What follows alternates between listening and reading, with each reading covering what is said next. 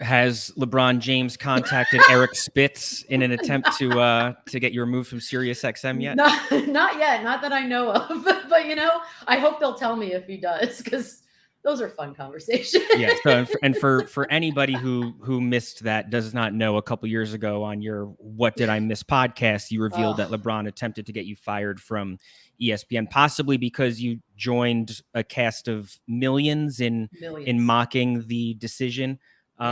Were you made aware of his attempt as it was happening, or was that something that you found out after? No, I found out after, in like all the chaos that ensued, sort of right after I left. All this other information started coming out. So I kind of knew I'd gotten wind of it right as I was leaving. And then more stuff came out, and I was just like, what a crap show.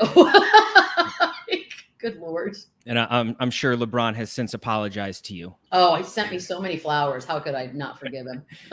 What was it? Was it NBA Countdown that he wanted you removed from? Yes, he wanted me replaced.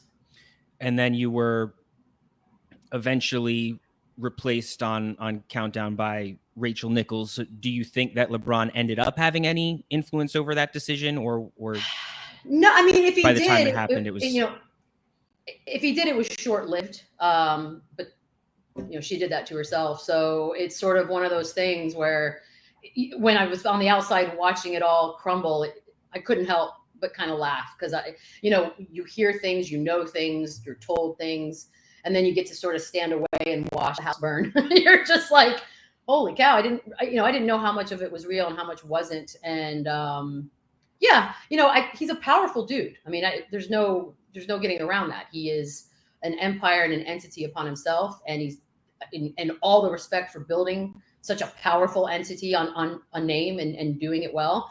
It's people are going to listen. I don't think they replaced me immediately, and that was, I guess, somebody's way of kind of having my back, but it didn't feel like it. Did you have a working relationship with Rachel Nichols before she replaced you on Countdown? We were civil. Some people I don't trust in this business. That's one of them. After she had audio leaked from a private conversation and was subsequently fired by ESPN, you not so subtly tweeted that karma is a bitch. Yes, it is. Do you think that Rachel Nichols personally influenced your departure from Countdown? Yeah, I do. I mean, look, she ultimately is not that powerful, but I think some of the narrative that was being allowed to be played out, like specifically in the New York Post at the time, I knew where it was coming from. We all knew where it was coming from, and it wasn't being stopped, which is unfortunate. You invest in someone time and salary and all of those things that they had done at that point, to sort of just let it go because you don't want to deal with the ramifications or the bickering or the whining. That's not a good enough reason, but it is what it is. Decisions were made. Yeah, I mean, I learned a lot, but I also learned there are some things you can't control. I don't regret not getting down in the trough and slopping around in that mess. Maybe at the time I had thought about it more, like maybe fighting back, but it's not a good look. And I've never really done my career that way. And I hope to never do my career that way. I think your work should stand on its own and shouldn't be a bunch of backstabbing and stuff that goes on behind it. It's not a good way to do it.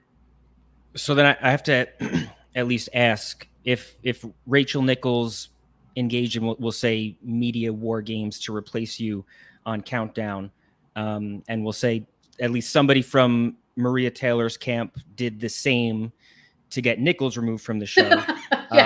Jesus. Did you do anything similar when you replaced Sage Steele to get the job? No. And I know that narrative was floated out there too. I didn't have to. I mean, the decisions that were made had been made. What happens is, what I've learned now is that depending on what side of that story you are, you sort of can now go out and play that. So you can play the victim card if that behooves you, or you can go on the offensive, but you do it sneakily. So it's just gross. And anyone who knows me knows I'm a little bit blunt and I'm a pretty honest person, but I'm also very short on patience. All of these games, it's it feels filthy. Like it feels dirty. And I loved the job. Like I loved doing NBA Countdown. It was a dream gig. And when my new contract was coming up, that was a big part of the selling point was like, do you want to host NBA Countdown? That's going to be something you can do. I was like, absolutely. It was a dream job at the time. And then that sort of all came out. And I know Sage felt very much like she'd been blindsided. I wasn't told she was blindsided. Like I knew what was coming. So who knows? That's a Sage question. You'd have to ask her what she had heard or was told.